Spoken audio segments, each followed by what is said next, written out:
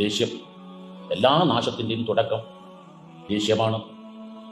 Danger, anchor, ദേഷ്യത്തിന് anchor എന്നാണല്ലോ ഇംഗ്ലീഷിൽ പറയുക. ആ പദത്തിന്റെ മുമ്പിൽ ഒരു ഡി കൊടുത്താൽ അത് ഡേഞ്ചറായി. അപ്പൊ പലപ്പോഴും ദേഷ്യങ്ങൾ ഡേഞ്ചറായിട്ടേ മാറുകയുള്ളൂ, അപകടകരമായിട്ടേ മാറുകയുള്ളൂ. എന്തെങ്കിലും ചെറിയ നിസ്സാര വിഷയത്തിന് ദേഷ്യം പിടിച്ചാൽ അത് നിമിത്തം പല വലിയ വലിയ അപകടങ്ങൾ സംഭവിക്കുന്നത് പല കുടുംബങ്ങളിലും സാർവത്രികമാണ്. ഒരു സ്വഹാബി പ്രവാചക തിരുമേനി സ്വല്ലല്ലാഹു അലൈഹി വസല്ലം തങ്ങളൊന്ന് പറഞ്ഞു, ദുല്ലനി അലാ അമൽ അദ്ഖുലു ബിഹിൽ ജന്ന യാ റസൂലല്ലാഹ്, തിരുദൂതരെ, സ്വർഗത്തിലേക്ക് കടക്കാൻ പറ്റിയ ഏറ്റവും നല്ലൊരു സൽക്കർമ്മം അവിടെ നിന്നോട് പറഞ്ഞതാണ്. പ്രവാചക തിരുമേനി ആ ചോദ്യകർത്താവിനെ മനസ്സിലാക്കി, ലാ തഖ്ലബ്, നീ ജീവിതത്തിൽ ഒരിക്കലും ദേഷ്യം പിടിക്കില്ല എന്ന് പ്രതിജ്ഞ എടുത്തണം. ആ സ്വഹാബി ചോദ്യം വീണ്ടും ആവർത്തിച്ചു. പ്രവാചക തിരുമേനി പുതിയതൊന്നും നിർദ്ദേശിച്ചില്ല, ഇത് തന്നെ ദേഷ്യം പിടിക്കാൻ.